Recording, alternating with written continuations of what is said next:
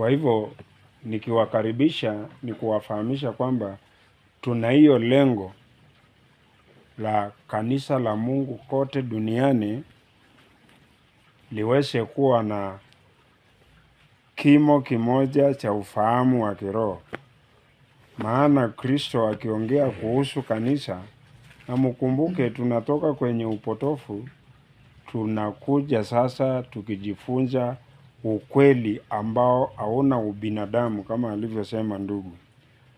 Na tukisoma katika Waefeso 4, hii ni utangulizi tu ninaoleta.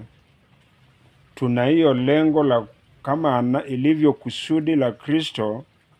Anasema Waefeso 4 na mstari wake wa 12 kwamba wateule wote, mteule ni mtu yoyote aliyeisikia hii sauti na kuifuatilia, wajengwe kwa kasi ya huduma, kujenga mwili wa Kristo Yesu 13, mpaka sisi sote tufikie umoja wa imani na wa kumjua mwana wa Mungu, wafikie mtu aliye mkamilifu, aliyeimarika kufikia kiwango cha ukamilifu wa Kristo. Na hiyo haiwezekani kama sisi sote hatujifunzi pamoja.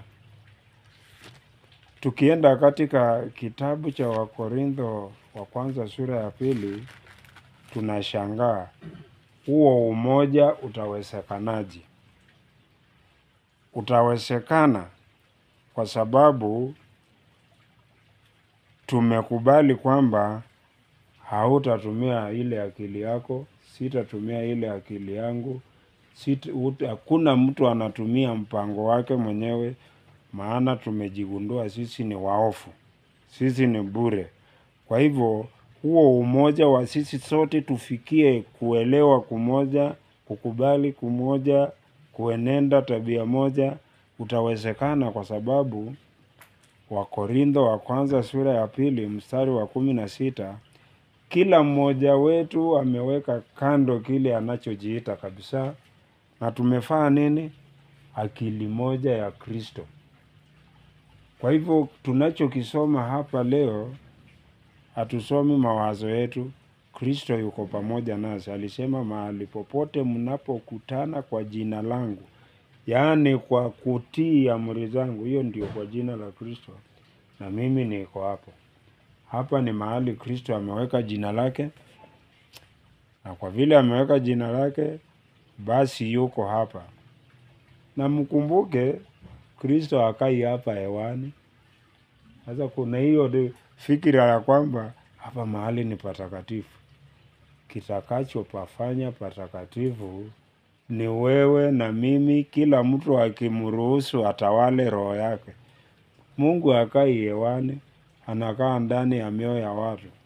Kwa hivyo tukisema Kristo ameweka jina lake hapa na hatumruhusu, hata kwa ni mawazo yetu tu. Kristo anakaa ndani ya mioyo ya wanadamu. Kwa hivyo hata tutakuwa na akili moja, kila mmoja akimruhusu akae ndani yake, maana yeye hakai kwa hewa. Kristo ameliweka jina lake hapa kwa makambi ya leo. Ikiwa sisi wote ni watu tuliomruhusu, baada ya kusikia amebishabisha vile anasema Ufunuo, ikiwa kila mmoja amemruhusu aingie, hapo ndipo jina lake litakuwa hapa na tunakula na yeye. Tunaelewana? Kwa hiyo kila mmoja ajichunguze. Tukumbuke neno la Mungu ni sasa. Mungu alivyonena na Elijah, akanena na Musa, akanena na kila nabii na mitume, anarudia neno lilo hilo, maana alisema liandikwe, liwekwe, liwe ushuhuda kwa vizazi vyote milele na milele. Maana neno la Mungu ni hai. Neno la Mungu ndio uhai wa mwanadamu, na vile Mungu aishivyo milele, ndivyo na neno linavyoishi milele. Na hii sio neno kama vile tulivyoona ati watu wameichukua wimbo, twendeni tusikize, tunasikiza, baada ya hapo tunaibwaga hapo. Hapana. Hii ni maisha yako, na tumekuja mbele ya Muumba, maana anaendelea kuandika sheria zake mioyoni mwetu na katika akili zetu. Siwe ndio ufahamu tunaoutumia kwa namna ya kuishi, ndio ufahamu tunaoutumia kwa mipango yetu, yaani ndio maisha yetu, maana ndio maisha ya Mungu. Kwa hivyo tusiwe baadhi ya wale wanaosema neno la Mungu tu inasema, neno la Mungu tu inasema. Tuwe baadhi ya wale wameketi hapa wakitaka kujua vile ataishi, akitaka kujua vile atahusiana na jirani yake, akitaka kujua huyu mtu akinitukana nitafanya nini, anataka kujua hii mali ikiwa mingi nitahusiana nayo kwa njia gani, anataka kujua wakati nimefurahi sana, ni furaha nitaibeba kwa njia gani, wakati Mungu ameniweka kiwango ambacho kwa hali ya kibinadamu naonekana ni mtu mashuhuri, ni mtu aliyekuwa mkubwa, mimi nijibebeje? Tuko mbele ya Mungu akitufundisha hayo mambo yote, ili tabia, mienendo, usemi. Hapa ni yule mtu ametambua kwamba yeye ni mjengo ambao haujakamilika. Kwa hivyo Kristo akasema hakuna mtu mwema hata mmoja isipokuwa Mungu. Kumaanisha nini? Kama kuna wema utaupata ndani yako, kama kuna nguvu utapata ndani yako, kama kuna uelewa, ufahamu ulio ndani yako, si wa kwako, ni wa yule anayekujenga. Nani mkubwa wa mwingine hapa? Nani mwema kushinda mwingine? Nani afahamuye kushinda mwingine? Wewe ni mjengo unaojengwa. Hii nyumba ikijengwa ifike tu hapo kwa ukuta na isiendelezwe, itajiendeleza. Na wakati inajengwa inasema mimi najua mimi najinaweza sana, imekanyamaza ki. Sasa mtu awaye yote asijifikirie. Mtu anayejifikiria bado hako katika ule uongo wa Eden, uliambiwa wewe umekomaa, wewe ni Mungu, wewe ni ndio yule mtu anayejitetea. Lakini kama ilivyo hapa, sisi ni watu tunayejengwa na Mungu, na kwa vile Mungu hana ubaguzi, vile anavyotujenga ndivyo anavyowajenga ndugu zetu kote ulimwenguni.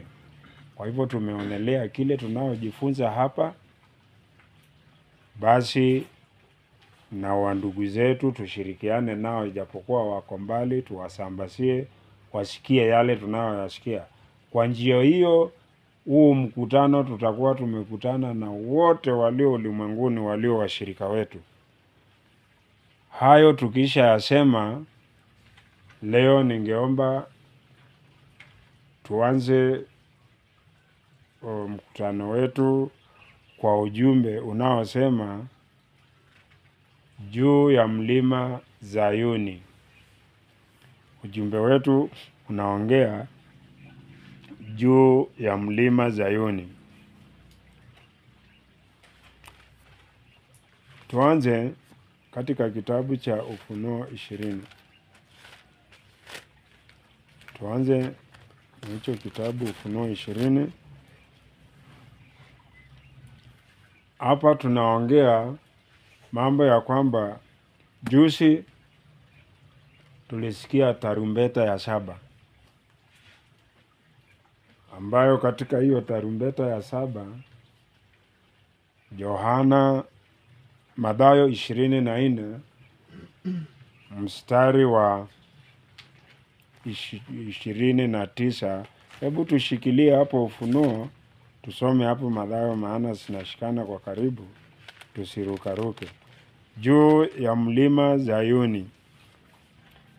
Mathayo 24 mstari wa 29, tupate msomi wa Kiswahili hadi 31.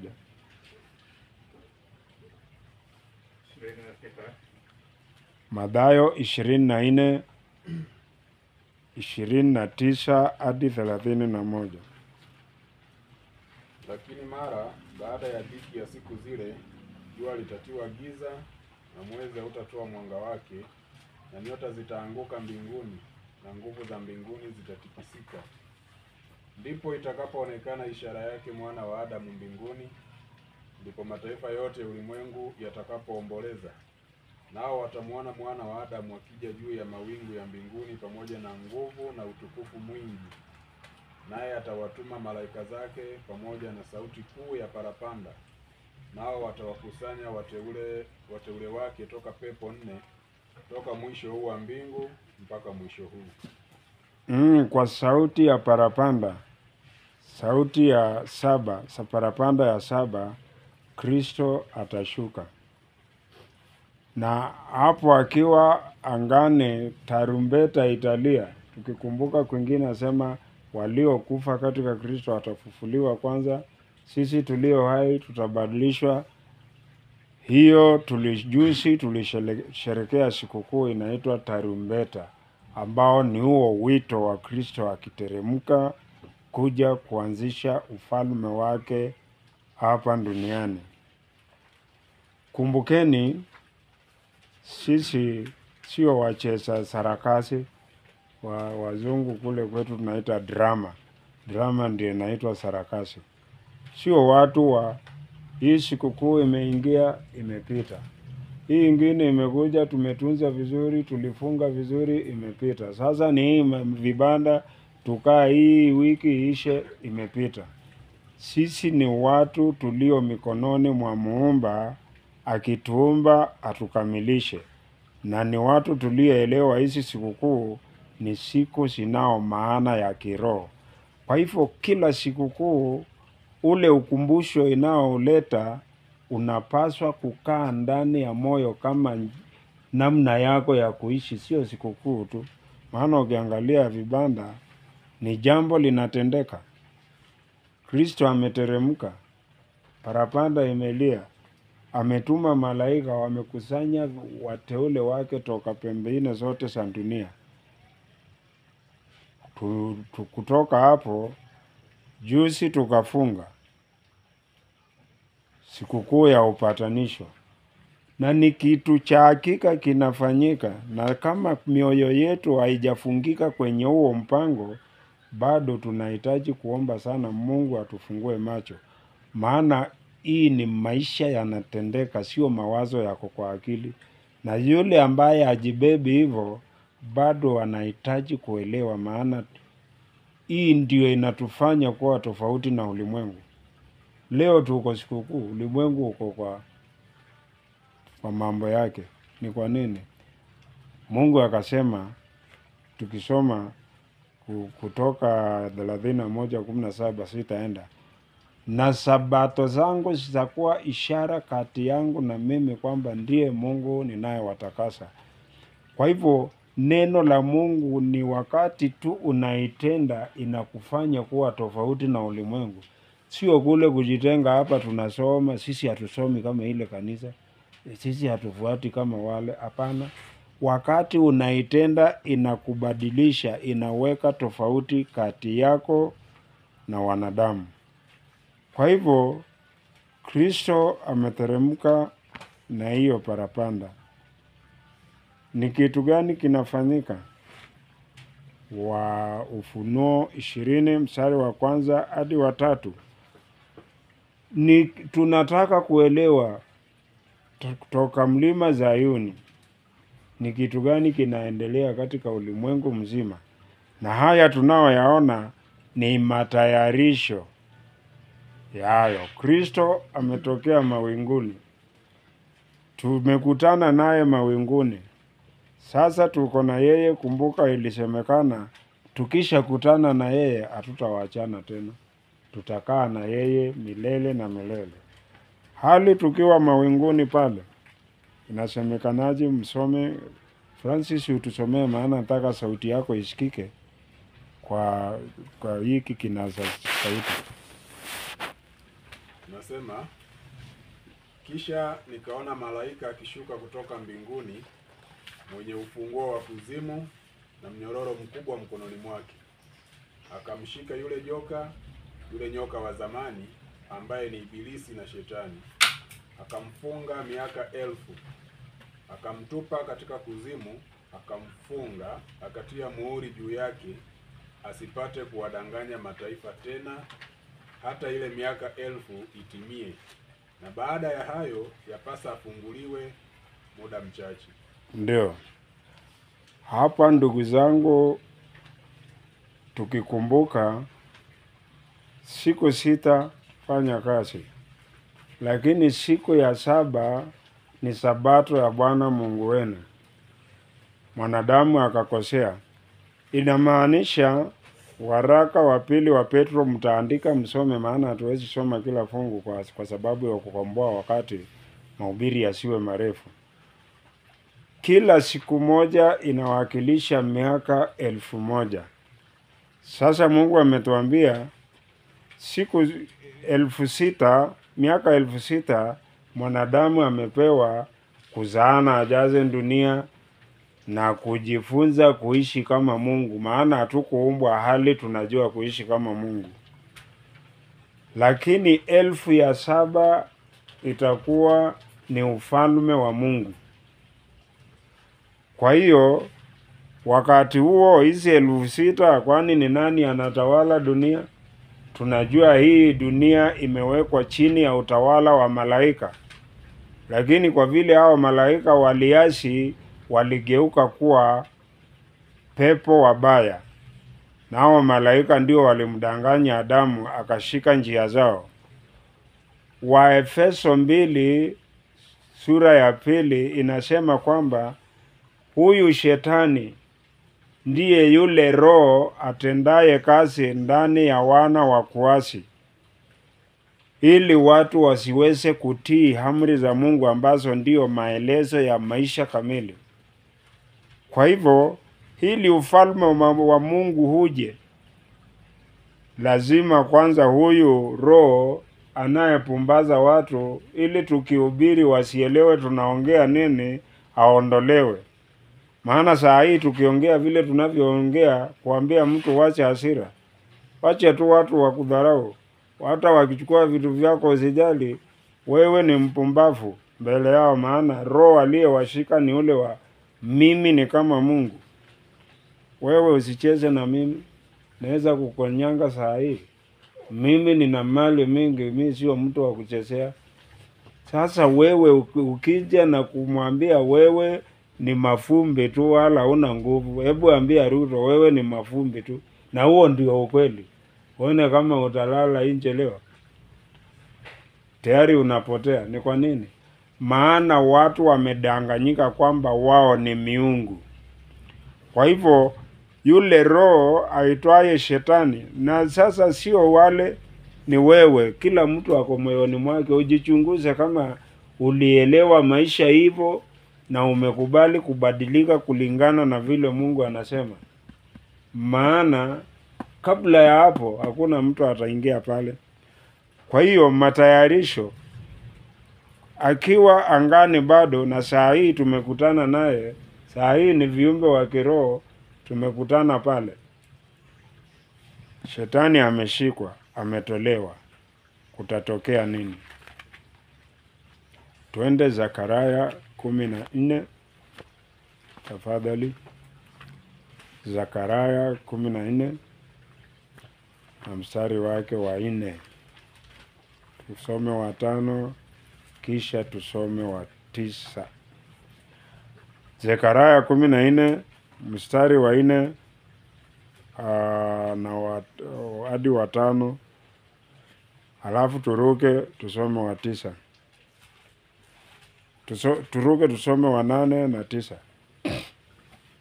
Na siku hiyo miguu yake itasimama juu ya mlima wa Mizeituni unaoelekea Yerusalemu upande wa mashariki, nao mlima wa Mizeituni utapasuka katikati yake, upande wa mashariki na upande wa magharibi. Utakuwako huko bonde kubwa sana, na nusu ya mlima ule utaondoka kwenda upande wa kaskazini, na nusu yake itaondoka kwenda upande wa kusini. Nanyi mtakimbia kwa njia ya bonde la milima yangu, kwa maana bonde lile la milima litaenea hata Aseli. Naam, mtakimbia kama vile mlivyokimbia mbele ya tetemeko la nchi siku za Uzia mfalme wa Yuda. Na Bwana Mungu wangu atakuja na watakatifu wote pamoja naye. Basi mstari wa 8, 9. Tena itakuwa siku hiyo ya kwamba maji yaliyo hai yatatoka katika Yerusalemu. Nusu yake itakwenda upande wa bahari ya mashariki na nusu yake upande wa bahari ya magharibi. Wakati wa hari na wakati wa baridi itakuwa hivi. Naye Bwana atakuwa mfalme juu ya nchi yote. Siku hiyo Bwana atakuwa mmoja na jina lake moja. Haya, tumelaki Yesu mawinguni wakati wa upatanisho. Yaani upatanisho, tunafanywa kuwa kitu kimoja na Mungu. Na tukumbuke saa hii ni kitu gani kinatuzuia tusiwe pamoja na Mungu? Ni dhambi. Kwa hivyo baada ya utakaso huo, kuhani mkuu wetu yuko pale, na nafikiri kila aliyetunza sikukuu ya upatanisho kwa njia inayofaa ya kiroho anaendelea katika huo mfungo sasa ya kiroho, sio hii ya kukataa kula chakula. Hiyo ilikuwa dalili tu ya kujua vile tunajikana tukae na Kristo, maana ako patakatifu pa patakatifu, tukiendelea kusafishwa. Kwa hivyo wakisha safika, tumekutana Kristo pale, tumeunganika kitu kimoja, maana tumekuwa wakamilifu, ni wasafi. Tutateremka pamoja naye siku hiyo, mguu yake inasimama mlima Zayuni. Kumbuka tunasoma ujumbe wa juu ya mlima Zayuni. Ukisoma mstari wa 5 inasema atakanyanga, miguu yake itakanyanga juu ya mlima Zayuni, na atafika hapo mstari wa 5 pamoja na watakatifu. Wengine wakisoma hapa atasema, angalia, si wametoka naye mbinguni ndio wanakuteremuka pamoja naye? Hapana, tumemlaki hewani na kutoka hewani tumeteremka pamoja naye. Huu wakati wa kuteremuka hatujui ni kipindi kiasi gani atapigana na mataifa tukiwa bado angani. Sisi tutakuwa pamoja naye kwa vita, maana tutakuwa viumbe wa kiroho. Tutateremka pamoja naye tufike mlima Mzeituni, tukanyange pale. Ukisoma mstari wa 8 unaona jambo la ajabu, sijui inaeleweka kwa wengi. Siku hiyo, mstari wa 8, hebu turudie tusikie. Tena itakuwa siku hiyo ya kwamba maji yaliyo hai yatatoka katika Yerusalemu. Nusu yake itakwenda upande wa bahari ya mashariki na nusu yake upande wa bahari ya magharibi. Wakati wa hari na wakati wa baridi itakuwa hivi. Ukisoma katika Isaya Isaya sura ya 2 mstari wa 3, sheria itatoka Zayoni na neno la Bwana litatoka Jerusalem. Tukisoma Waebrania 4 mstari wa 12, unaona kwamba neno la Mungu li hai na lina nguvu, na ni maisha ya Mungu yanadumu, ni uhai wa Mungu. Kwa hivyo hapo tukikanyanga pale, hii maji yenye uzima ni Roho wa Mungu atakayeeneza neno la Mungu kila mahali, baada ya shetani ameondolewa asiwadanganye mataifa. Wataenda Roho wa Mungu. Tukisoma Habakuk 2:14, Roho wa Mungu ataejaa hii dunia vile roho wa shetani anayejaa sasa. Huyu mtu anachukia mwenzake, yule anakasirika ovyo ovyo, huyu anapigana na yule, huyu anajikweza kwamba yeye ndiye anafaa kusikizwa, ni mwenye mali sana, hataki mchezo. Hayo yote ni maumbile yanayotokana na yule roho anayetenda kazi sasa katika ulimwengu wa leo. Na kwa vile mfalme wa huu ulimwengu wa leo ataondolewa, basi nafasi yake inachukuliwa na Kristo kutoka mlima Zayuni, na Roho wake atajaa duniani. Sasa ndio naona ni kitu gani kitafanyika. Zaburi 22 mstari wa 27.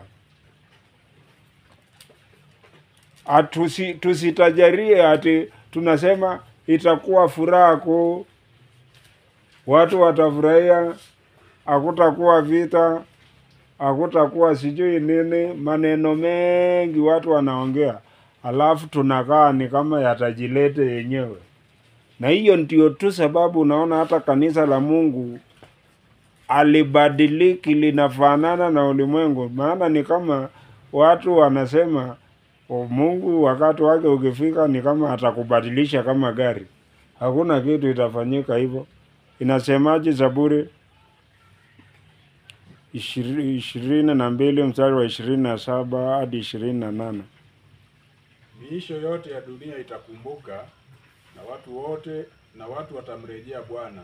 Jamaa zote za mataifa watamsujudia, maana ufalme una Bwana, naye ndiye awatawalaye mataifa. Unaona ni kitu gani kinawafanya wakumbuke?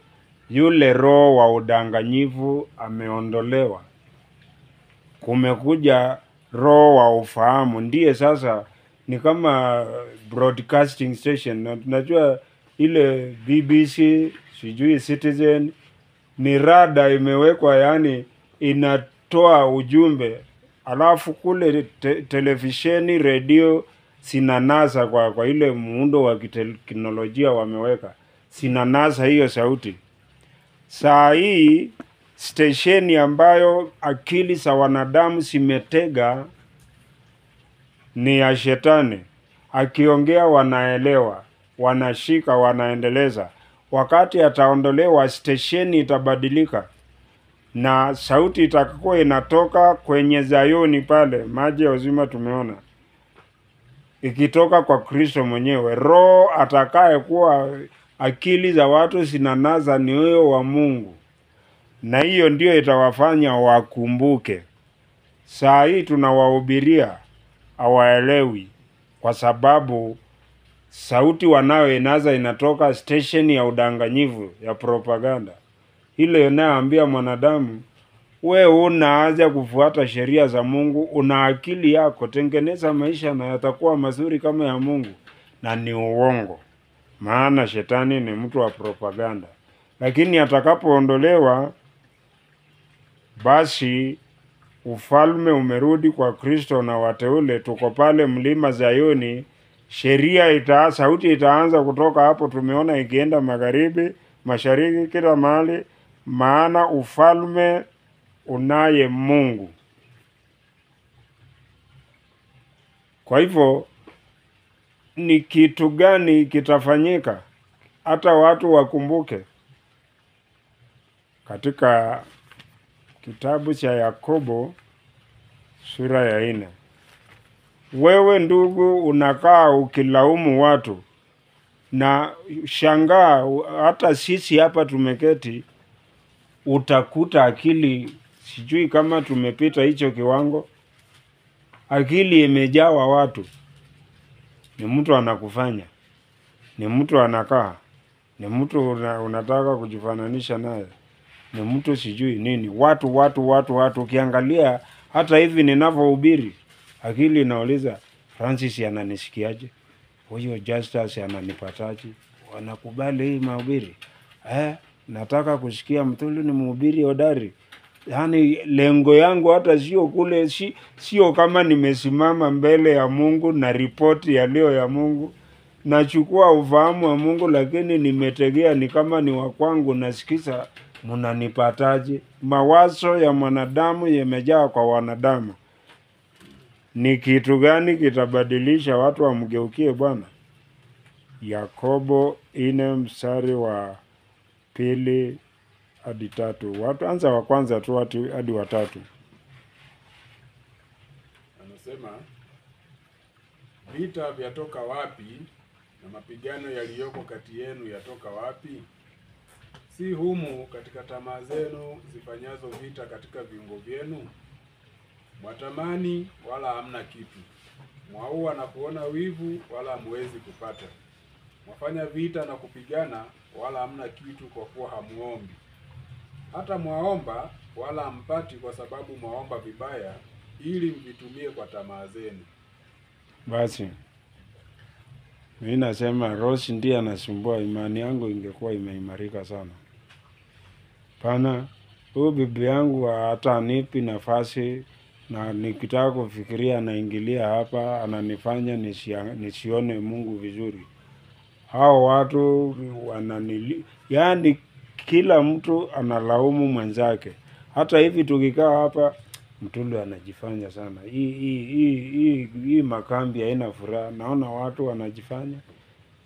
Watu wametoka wapi? Nani alikuambia uangalie watu? Unatafuta nini kwa watu? Kristo na Mungu ajuaye mioyo ya watu anasema aje? Vita inatoka wapi? Kwa akili yako. Kitakachofanya huu ufalme ambao tunaadhimisha siku ya leo kuwa tofauti ni mabadiliko ya akili, baada ya watu ile roho iliyokuwa inawahudumia ya shetani imeondolewa. Sasa redio ikitafuta hayo matangazo ya kishetani haipati. Badala ya akili kupata matangazo ya shetani, inapata matangazo ya Mungu. Na hapo sasa akili nayo, kwa vile akili inapokea ufahamu kutoka kwa hayo matangazo, nia ya moyo nayo inabadilika. Mapenzi ya moyo nayo inakuwa sawa na yale ya Mungu. Kwa hivyo utawala wa Mungu utakapoanza, sisi tukiwa na Kristo pale mlima Zayoni, kitakachokuwa kikiendelea ambacho ndio kitalete furaha, kitalete amani. Na hata ukiangalia watapanda mizabibu na mwingine hata watakula wenyewe. Watoto watajaa tena duniani kwenye mitaa ya miji wakifurahi na kuimba. Wanaambiwa aje? Hebu tusikize. Isaya sura ya 2 mstari wa 4.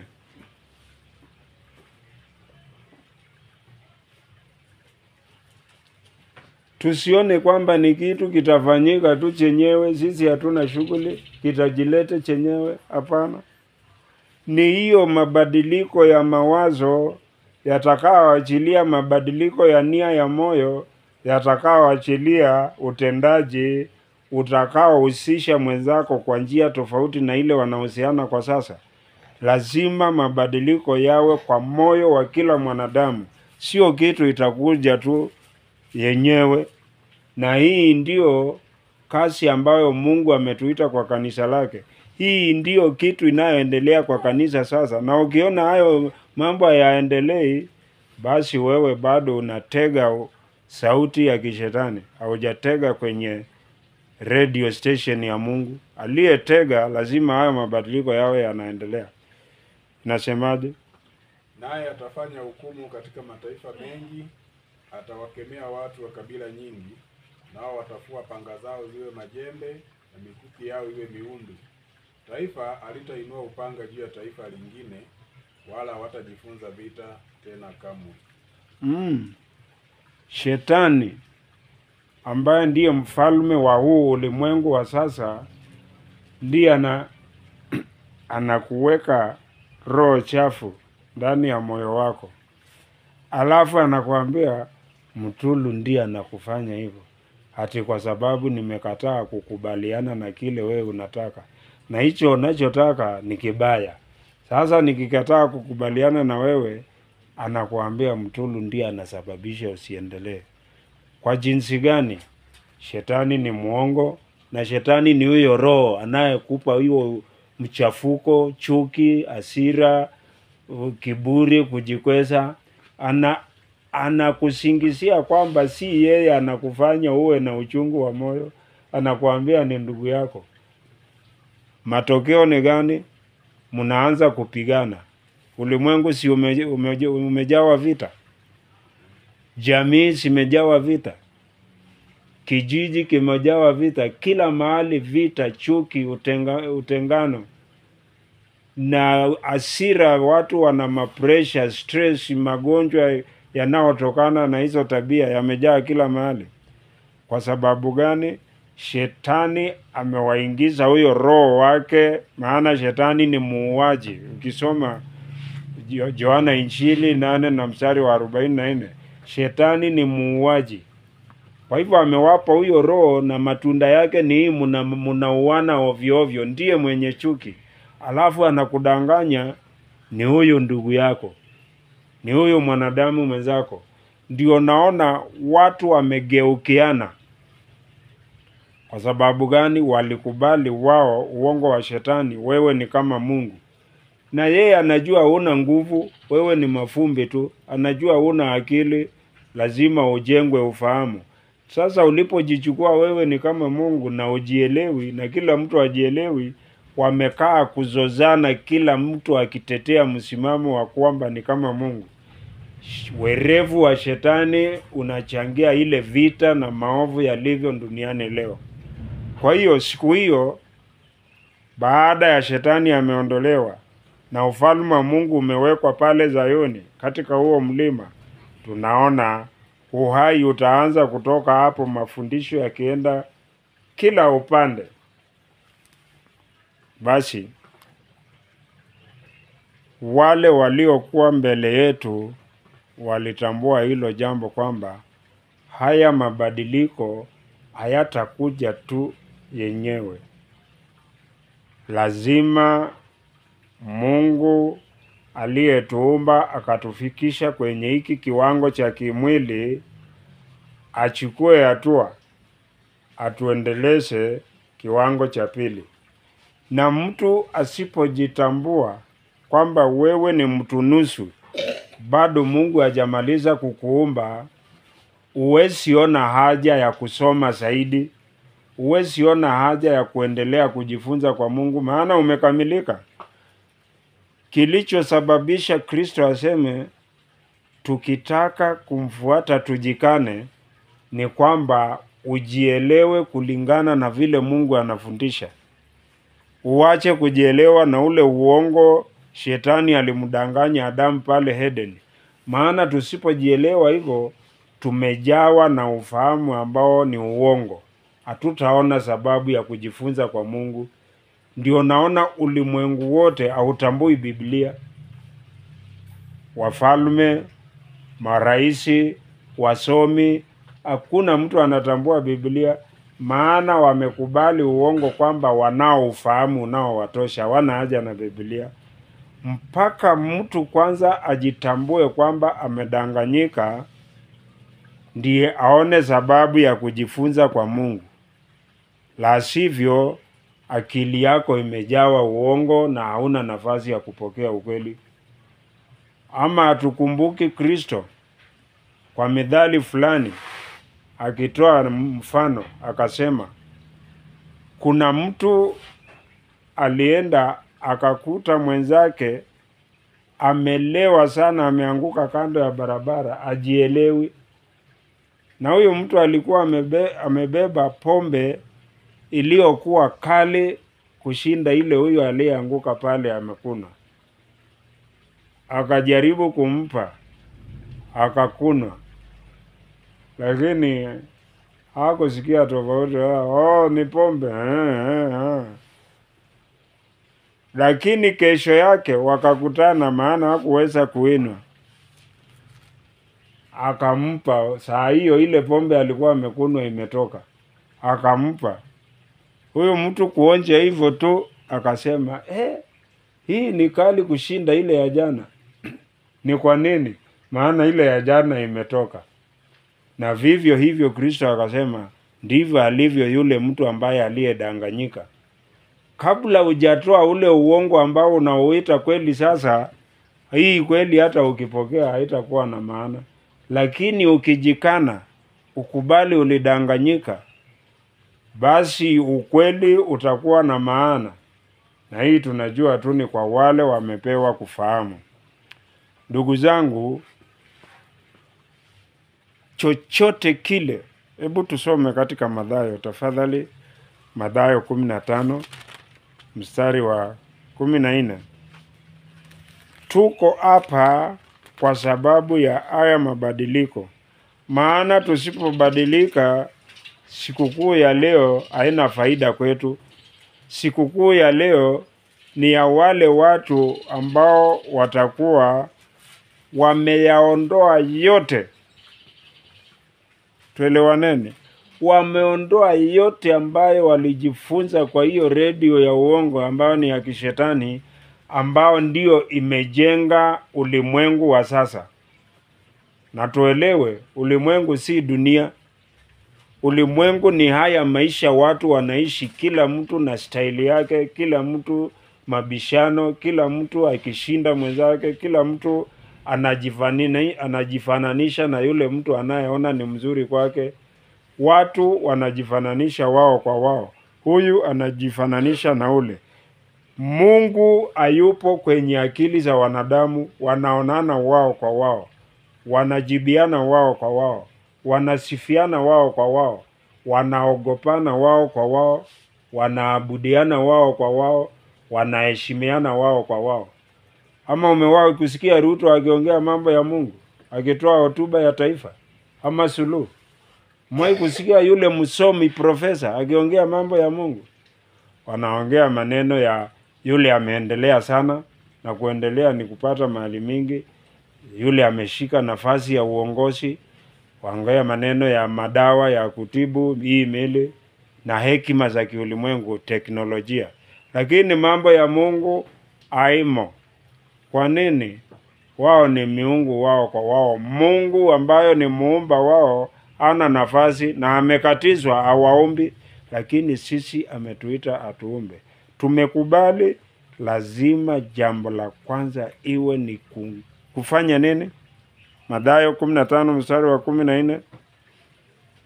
Waacheni, hao ni viongozi vipofu wa vipofu, na kipofu akimwongoza kipofu mwenzake, watatumbukia shimoni wote wawili.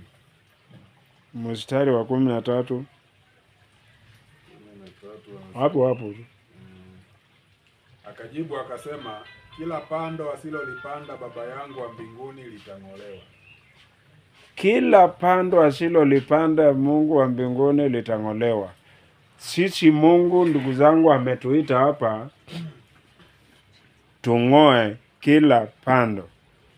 Maana katika huo ufalme hakuna jambo lolote la kiulimwengu itaruhusiwa kuingia pale, na ni juu yako. Ni juu yako ung'oe. Maana usipong'oa, hakika sikukuu ya leo haina maana kwako. Tunakaa hapo tu, wale watu tumesikia katika ujumbe mfupi. Utakula mchele, utakula nyama, tutasherekea kuona Migori, urembo wa miti mizuri, kambi ambayo imerembesha vizuri, na utatoka tu uende nyumbani. Hakuna kitu utakuwa umebeba. Lakini ikiwa umejielewa kwamba ulipandwa pando baya, ukaelewa kwamba huu ulimwengu ama huu mfumo wa maisha wanaoishi wanadamu utapita, basi umekubali Mungu ang'oe chochote kile kilicho ndani yako ambacho si yeye aliumba. Maana shetani alipodanganya watu, walibaki kuwa mfano wa Mungu, lakini wana sura ya shetani. Maana sura ina maana ya tabia, ina maana ya ufahamu wa akili na mawazo na nia za moyo. Hiyo ndiyo sura. Wanadamu wote wako, hata wale hawaamini Mungu, wako katika mfano wa Mungu kuumbika, lakini wana sura ya shetani. Mungu anataka, amewaita kanisa kama watangulizi wa kukamilisha mwanadamu awe Mungu kama vile Mungu alivyo. Maana ndio unaona Kristo akija tunabadilishwa kuwa viumbe wa roho. Kwa hiyo hilo ifanyike, lazima kila mtu ajitenganishe na kile alichojifunza kwa baba zao, kwa wazazi wao, wazazi nyuma, mpaka tulijifunza kwa Adamu. Ni kwa nini? Yeremia 16 tafadhali. Kumbuka tunasoma neno la Mungu ili mahubiri yajulikane kwamba ni sauti ya Kristo akikuongelesha, sio sauti ya kwangu, na sisi sote tunajifunza pamoja. Kusudi kila mtu ajengwe, tufikie ufahamu mmoja, imani mmoja, wito mmoja, Kristo mmoja, Roho mmoja, maisha mamoja. Haiwezekani kama kila mtu binafsi hatashika kuumbika haya maisha tunayoyatangaza sasa. Jipime moyoni mwako. Nasemaje? Ebu nikumbushe hizi kitabu. Yeremia 16 mstari wa 19 tafadhali. Nimeongea sana, ninaenda nje kidogo. Na ni kawaida ya mwanadamu wa kimwili. 16 mstari wake wa 19. Ni kwa nini hayo tuliojifunza kwa wazazi wetu, kwa wote hawa tunafaa sasa tuyatoe na tujifunze kwa Mungu? Nasema, Bwana, nguvu zangu, ngome yangu na kimbilio langu siku ya taabu. Kwako wewe watakuja mataifa yote toka ncha za dunia wakisema, baba zetu hawakurithi kitu ila uongo, naam, ubatili na vitu visivyofaa. Tumeona dunia yote watakumbuka na kumrudia nani? Maana watagundua hayo maisha wanaishi ilikuwa ni uongo mtupu.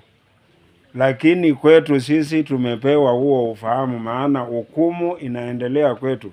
Wao watasema hivyo wakati tutakuwa tumeanza kuwatawala. Lakini sisi kwetu ni sasa. Lazima ukubali Kijaluo ulichokirithi ni uongo. Kikamba ulichokirithi ni uongo. Kitanzania uongo. Kimarekani uongo. Utakubali kwamba maana hizi tabia za makabila, tabia za mataifa, tabia za ukoo ndio huo uongo wanadamu walirithi kutoka kwa baba zao ambayo mrithi wa kwanza alikuwa ni Adamu kutoka kwa Shetani.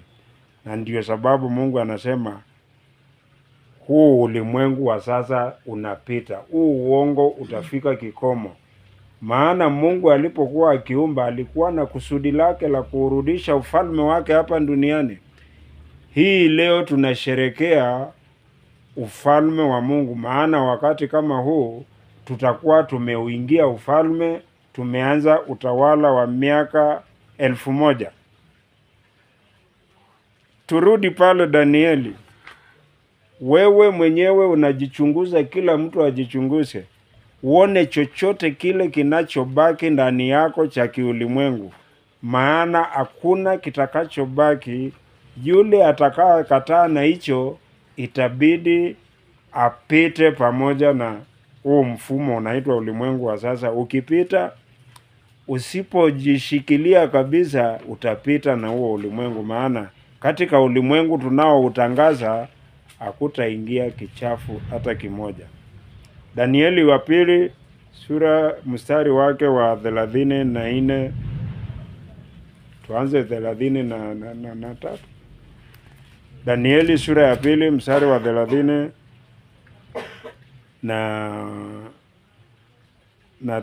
na moja hadi 33. Wewe mwenyewe kama kuna chochote kile ambacho Mungu hajakufundisha, ni wakati wako. Hii sauti inakuita ukiweke kando. Maana siku yaja ambapo vyote ambavyo Mungu hakuanzisha kama alivyosema Kristo vinang'olewa vyote. Kwa jinsi gani? Wewe mfalme, uliona na tazama sanamu kubwa sana. Sanamu hii iliyokuwa kubwa sana na mwangaza wake mwingi sana ilisimama mbele yako, na umbo lake lilikuwa lenye kutisha. Na sanamu hii kichwa chake kilikuwa ni cha dhahabu safi, kifua chake na mikono yake ni ya fedha, tumbo lake na viuno vyake ni vya shaba. Miguu yake ni ya chuma na nyayo za miguu yake nusu ya chuma na nusu ya udongo. Nawe ukatazama hata jiwe likachongwa bila kazi ya mikono, nalo jiwe hilo likaipiga sanamu miguu yake iliyokuwa ya nusu iliyokuwa ya chuma na udongo, likaivunja vipande vipande. 13:35. Ndipo kile chuma na ule udongo na ile shaba na ile fedha na ile dhahabu vilivunjwa vipande vipande pamoja, vikawa kama makapi ya viwanja vya kupepetea wakati wa hari. Upepo ukavipeperusha hata pasionekane mahali pake, na lile jiwe lililoipiga hiyo sanamu likawa milima mikubwa, likaijaza dunia yote. Nebukadneza akihuzunika akaambiwa na Mungu, hayo ndio falme zitakazotawala dunia mpaka siku ya kuja kwa ufalme.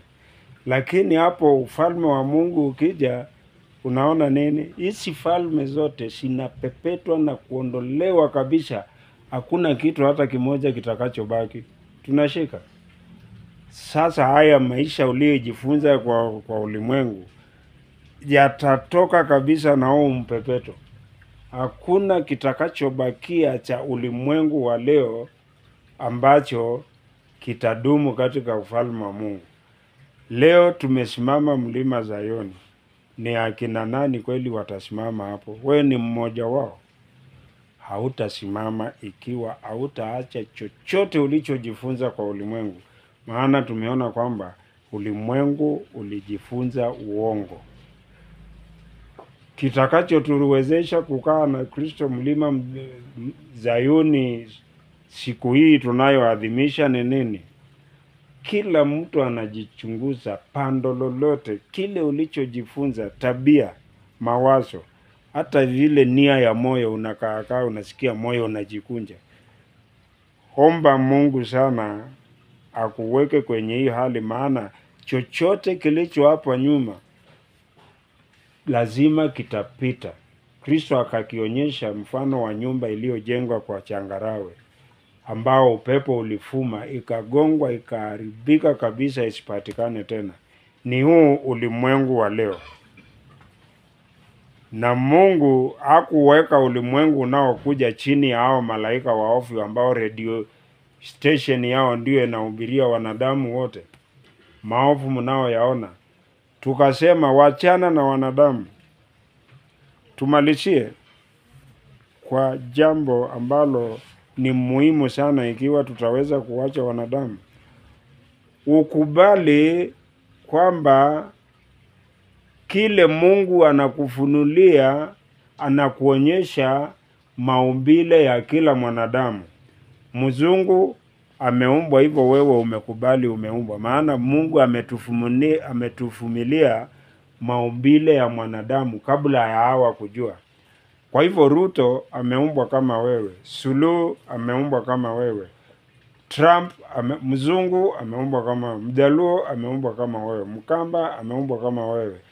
Kila mwanadamu aliumbwa na Mungu akawa na hayo maumbile ya kimwili. Wewe umeyagundua haya maumbile kwamba wewe ni mafumbi ya ardhi, wewe ujiwezi, wewe uwezi jitegemea. Uhai wa mwanadamu unategemea Mungu peke yake. Umefikia hicho kiwango cha kujijua wewe ni bure. Kwa hivyo vile umejijua, maana ni Mungu amekueleza, elewa pia wanadamu wote wako hivyo. Kumaanisha nini? Waraka wa pili wa Wakorintho sura ya 10 mstari wa 12. Kama tutajikana kikamilifu, tuelewe mwanadamu mwingine awayo yote, tajiri, maskini, mwenye nguvu, asiye na nguvu, msomi, asiye msomi, wote ni bure kabisa, hawaelewi, ni vipofu. Na wasipojifunza kwa Mungu, amesema njia ya amani na furaha na uhuru hawataijua kamwe. Sasa wakiwa vipofu, tumeona wanaanza kuabudiana wao kwa wao. Lakini wewe ambayo umeitwa na Mungu ukafunguliwa macho, huwezi fanya hivyo. Kwa nini? Hao wanadamu ni kama wewe. Kwa kila namna, hakuna tofauti. Wote wakimtegemea huyo Mungu aliyekuita katika Kristo Yesu. Anasemaje Wakorintho wa pili 10 mstari wa 12? Kwa kuwa hatuthubutu kujihesabu pamoja na baadhi yao wanaojisifu wenyewe, wala kujilinganisha nao, bali wao wenyewe wakijipima nafsi zao na wakijilinganisha nafsi zao na nafsi zao, hawana akili. Basi yeye mtu unataka kufanana na Ruto, mfano wako ni yule profesa ako karibu, ni Kidero. Huo ndio mfano. Unataka kuwa kama Kidero, unataka kuwa kama Ruto, unataka kuwa kama Trump, unataka kuwa kama tajiri yule. Anasemaje? Wale wajifananishao wao kwa wao hawana nini? Hawana akili. Maana hakuna mtu aliumbika kikamilifu kiasi ati uige mfano wake. Yeye ni kipofu. Kristo amesema kipofu akifuata kipofu anatumbukia wapi? Maana huyu haoni na yule anayemuongoza haoni. Kwa vile huyu haoni, anashika mkono wa mwingine haoni, na yule anafikiria anaona, atashtukia haoni, kwa maana wataingia kwa shimo. Hivyo ndivyo ulimwengu wa leo ulivyo. Kwa hivyo yeye, kama unataka kumfuata Mungu, hauna mfano hapa kando wa mwanadamu unayeweza kumwangalia, isipokuwa ikiwa huyo mwanadamu kwanza amemwangalia Kristo.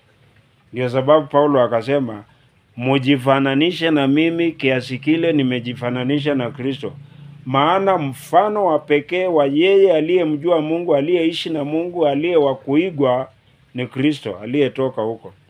Kwa hivyo jambo la kwanza, sisi mambo ya kujifananisha na mtulu, kujifananisha kiasi kile tu umeona najifananisha na Kristo, na neno la Mungu ndio thibitisho. Maana hatuna, mnapojifananisha nyinyi kwa nyinyi, unajipima wewe na ule, tumesemekana hatuna nini? Tena Kristo anasema jambo. Injili ya Yohana 5 mstari wa 41 na 2. Ndio kama tutafurahia makambi, lazima kila mtu aweke mawazo yake katika ulimwengu wa kesho kwenye mlima Zayuni. Maana ijapokuwa wakati ule sheria itatoka Zayuni, kwetu sisi wakati huu sheria inatoka Zayuni. Ijapokuwa tuko hapa duniani, hatuagishwi kutoka hapa duniani. Sheria inatoka mahali mwalimu wetu hayupo, na ni Kristo, mkono wa kuume wa Mungu. Sheria yetu inatoka Zayuni ya mbinguni, na amri zetu zinatoka, neno kutoka hiyo Jerusalem. Tunajifunza kwa Kristo kupitia kwa Roho Mtakatifu, kupitia kwa watumishi wake. Yohana 5:41 na 2. Mimi siupokee utukufu kwa wanadamu, walakini nimewajua ninyi ya kuwa hamna upendo wa Mungu ndani yenu. Kwa sababu 43, mimi nimekuja kwa jina la Baba yangu, wala ninyi hamnipokei. Mwingine akija kwa jina lake mwenyewe, mtampokea huyo.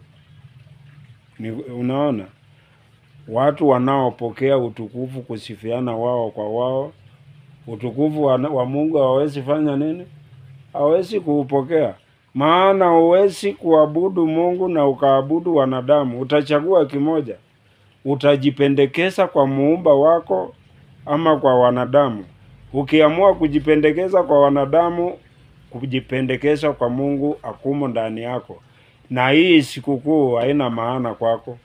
Na ndio naona hata kile tulichotangulia kusikia, watu wako makambi, wanaangaliana wao kwa wao, wanasifiana wao kwa wao, wanadharauliana wao kwa wao. Hao ni watu hawana akili. Maana kujipendekeza ni mbele ya Mungu na Mungu peke yake. Na tunaelewa kila mtu asipojipendekeza kwa Mungu sio mtu wa kujifananisha naye, maana ni mjinga, hajielewi, na ni kiumbe anaongozwa na yule roho wa kuasi. Utajifananisha na yeye mfanane aje? Ndugu zangu, leo tumesimama mlima Zayuni kuitawala dunia. Lakini ili hiyo ifanyike, lazima kila mtu awe amejikabidhi kwa Mungu. Hii sikukuu ya leo, kama tunakumbuka kweli huo ufalme wa Mungu unaokuja kama wenzetu walivyokuwa hapa duniani, inasemekanaje? Tumalize na Wakolosai 3. Tukitoka hapo Wafilipi 3 mstari wa 20 na 21. Tuanze na Wakolosai 3. Tunafaa kuwa watu wa aina gani ili tuwe kwa hakika tunafurahia makambi ya leo, na tuwe wale wanaongojea sana kuketi mlima Zayuni pamoja na Kristo, tukiwahukumu mataifa, tukiwatawala ulimwengu mzima kwa miaka 1000 na hata na milele. Tukue watu wa aina gani? Ikiwa kweli sisi si ulimwengu wa leo, mawazo yetu, fikira zetu, nia zetu, bidii zetu zitakuwa wapi? Wakolosai 3:1 hadi 4.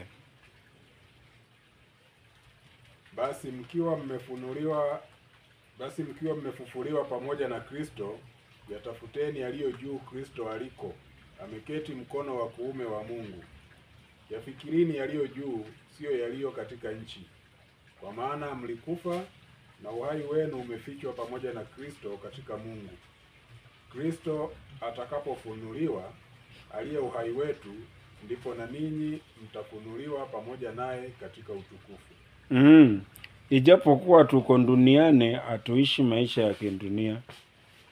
Naona Petro anachukua kisu, anakata, anataka kutetea Kristo. Kristo anambia hapana, ufalme wangu wa saa yangu haijafika bado.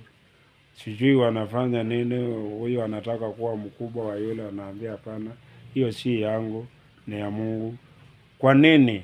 Saa hii utawala wetu haujaanza kuja. Utakapokuja unaona atatawala kwa fimbo ya chuma. Kwa hiyo saa hii tuko hapa, wenyeji wetu hauko hapa, mawazo yetu yako pale. Ni yule tu ambaye kwa moyo wake bila kujifanya anangojea huo ufalme, ndiye awezaye kufurahia hii sikukuu ya vibanda. Yule ambaye hako vile tunaagizwa hapo Wakolosai, hawezi furahia hii sikukuu, maana haelewi ni nini. Lakini kwa wale waliofunuliwa kuona ufalme na wako serious kabisa kujitayarisha kwa huo ufalme, mawazo yao yako kwa Kristo, na wanaona huo ufalme, na wanajua saa hii wao ni wageni, hawana nguvu, hawana nini. Wanamtegemea Mungu awaombe awakamilishe, kuwatayarisha kwa huo wakati ambao Kristo akifunuliwa, ni kama kiroho tutakuwa tumefunuliwa pamoja naye, maana hapo ndipo tutakuwa na usemi duniani. Kwa sasa hatuna usemi, tunategemea ulinzi wa Mungu. Ni kwa nini? Tumalizie na hiyo Wafilipi 3:20-21. Ni kwa nini tukae mawazo yetu yako huko kila fikira, na ni kama hatuko hapa, ijapokuwa tuko hapa kimwili? Kwa maana sisi wenyeji wetu huko mbinguni, kutoka huko tena tunamtazamia Mwokozi, Bwana Yesu Kristo, atakayeubadili mwili wetu wa unyonge upate kufanana na mwili wake wa utukufu, kwa uweza ule ambao kwa huo aweza hata kuvitiisha vitu vyote viwe chini yake. Petro anauliza, kwa maana tunaona hayo mambo yatakuwa hivyo. Katika Petro wa pili sura ya 3 mstari wa 11. Tunapaswa kuwa watu wa aina gani? Lakini wao baba zetu wa kiroho, kisoma mstari wa 13 anasema, lakini sisi kulingana na ile ahadi tunangojea hiyo mbingu mpya na ardhi mpya ambako uhaki unadumu. Sasa sisi tumeona kile kinachofanya sikukuu hii ikuwe ya furaha, maana mawazo yetu yako huo wakati ambao shetani hakutakuwa na kifo, hakutakuwa na magonjwa, hakutakuwa mambo ya njaa, mambo yote maovu yatakuwa yamepita. Furaha yetu ni kwenye hiyo tumaini ya ahadi za Mungu ambazo haziwezi badilika.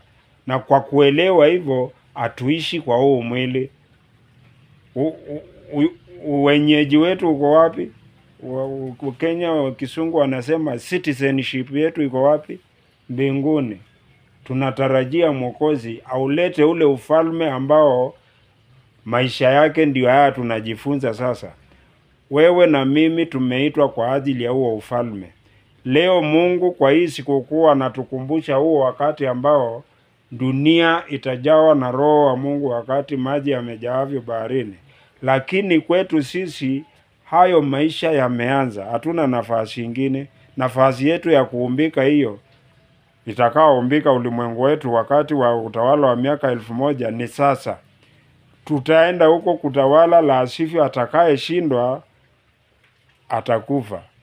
Atakayevumilia mpaka hapo mwisho, Ufunuo 3:21, ndiye atakayepewa kuketi pamoja na Kristo pale mlima Zayuni. Unautazamia? Heri wewe kama goli yako ni kuketi na Kristo siku ya leo pale mlima Zayuni, ukitawala mataifa yote kama mwalimu wao, vile Kristo alivyo mwalimu wetu sasa. Neema ya Kristo na amani yake isidi kuwa nasi. Tuendelee kufurahia sikukuu tukiyakumbuka hayo.